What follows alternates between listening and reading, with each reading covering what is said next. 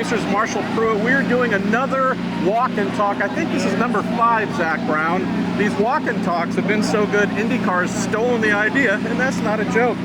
All of our content this week in Long Beach, by the way, brought to us by Pennzoil. We're doing great things, innovative things with oil for 110 years. So let's go for a walk, and hopefully we don't bump into too many people, Zach.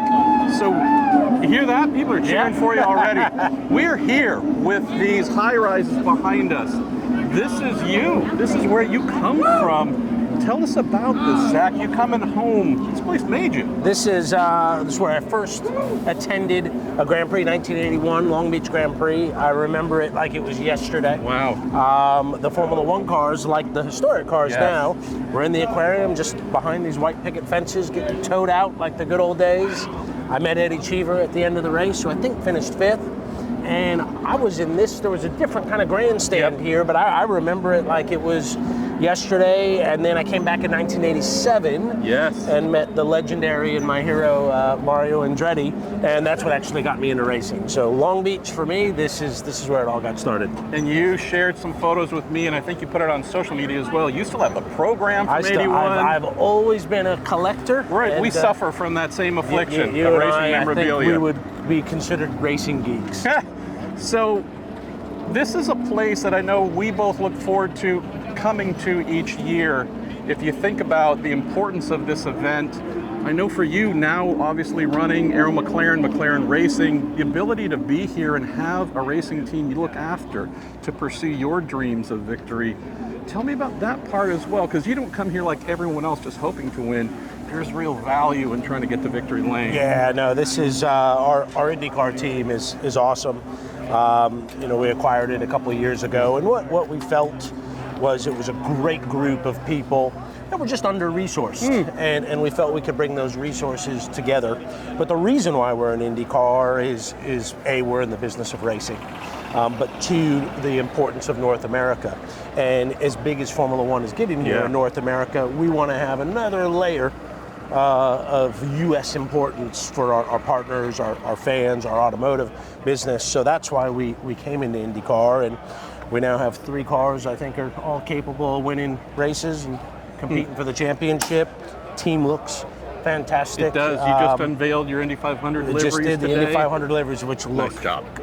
They look cool, and a great nod to the history. It's interesting to hear everyone's kind of, I like Pato's car the most, I like Felix's car the most, I like Alex's, and what's great is like not one stands out as the coolest. Do you have a favorite of the 3? I like the middle. There's a certain chevron from a brand that I'm happy is not in the sport anymore, but you paid tribute to. That was a big part of McLaren history as well. That seems to be the favorite. I think the Pato car looks pretty stealth, but my personal favorite is the Johnny Rutherford 74. That was our first win of the Triple Crown. Our first win as a team is McLaren at the 500. Second, of course, Roger's first win. Donahue was driving a McLaren chassis. So it's just so awesome to be here, and it makes me feel like a little kid again. Is this where I put in the request to make sure you do some 1/18th scale versions of those are definitely coming. We're not going to miss a marketing trick, are we? No. So we're going to bounce around a little bit. Another thing, Zach, that I appreciate about you and what you do, you shared some photos of tank top Zach Brown. Phoenix IndyCar race, IndyCar race. 140 pounds, Zach Brown. That's my left leg, so I don't want to hear that. But 1990, you getting autograph from Danny Sullivan, and this is talking about your passion for the sport extending so deep today. On that tank top t-shirt, little Al Unser Jr., 1990 Lola Valvoline sponsored car. You mentioned, I never thought I would grow up and be able to actually buy the car on my t-shirt. Tell folks about that. I never thought I'd even get to meet Al Unser Jr., but I think I'm the biggest fan until I have a conversation with you, and I think maybe we're the co-biggest fans of motorsports. We're close, and I love the history, and I've always collected, from my first race program. That shirt definitely won't fit anymore. But I was a huge Al Unser Jr. fan. I mean, that whole era. And what's funny now is, I'll meet Al Unser Jr.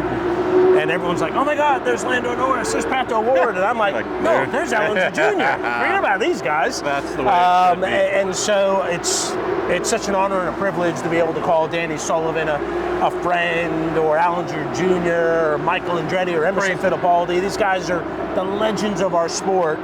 And I always collected the 118th model, sometimes the 143rd. Yep. And I've been fortunate to be able to get some of the bigger versions now.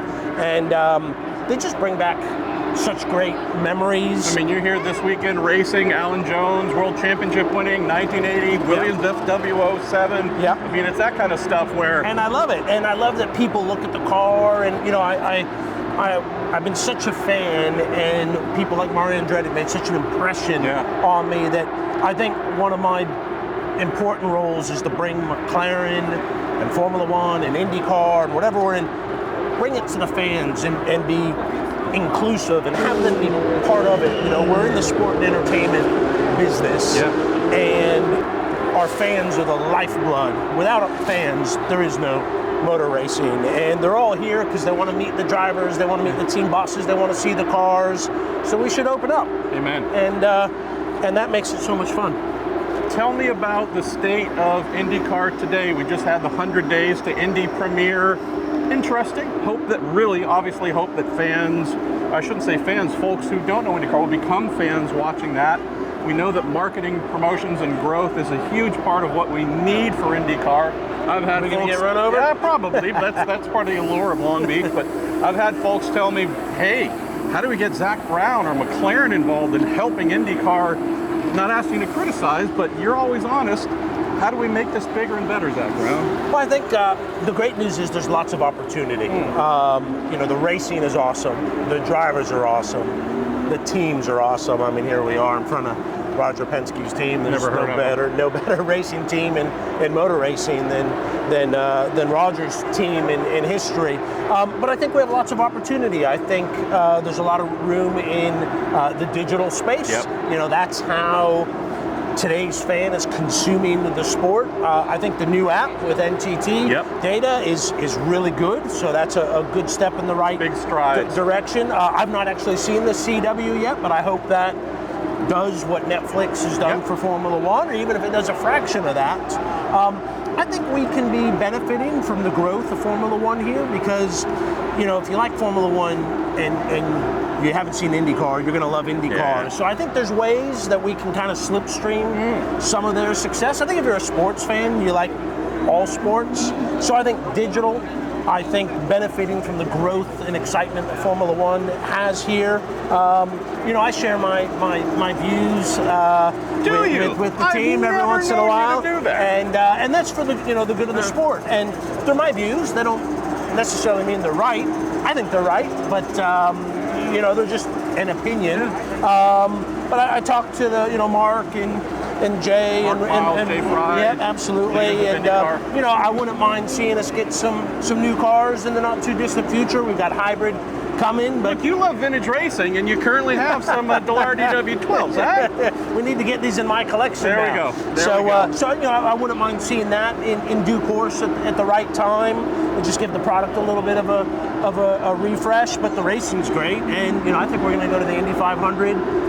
15 different drivers can win. Crazy. I think those are some areas that we can work on. I think we got a great foundation and nothing but lots of opportunity ahead.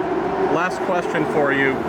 Don't know if you know this, you're the most popular guy on F1 Twitter. Sorry, a little bit of sarcasm. You've been receiving nothing but slings and arrows for you. Apparently you're to blame for the car this year. Everything's your fault, in case you didn't know that. But also, folks have followed us for this entire walk. This doesn't happen with a lot of folks. Folks know you, have come to know you.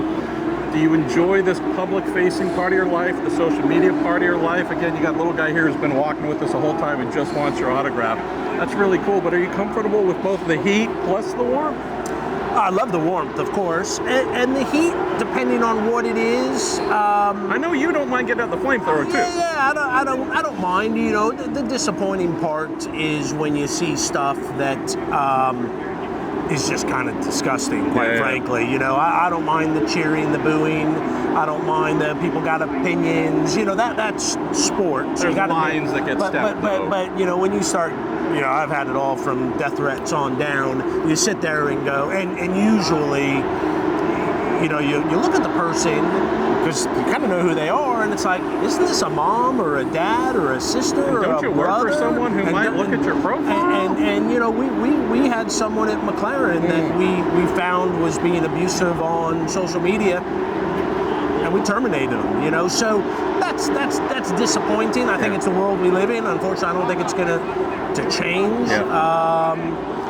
But you know, passionate fans are a great thing, and I certainly love sharing it with people in the sport. And I'm open to criticism. We don't always get it right, but there is a line. The social hate stuff's getting a little bit too far at times. Amen. Zach Brown, thanks for the walk and talk. I think you got some autographs to sign, man. All right, So we'll we can better keep you release busy. you to your people. Cool. Thanks for joining us. Good man.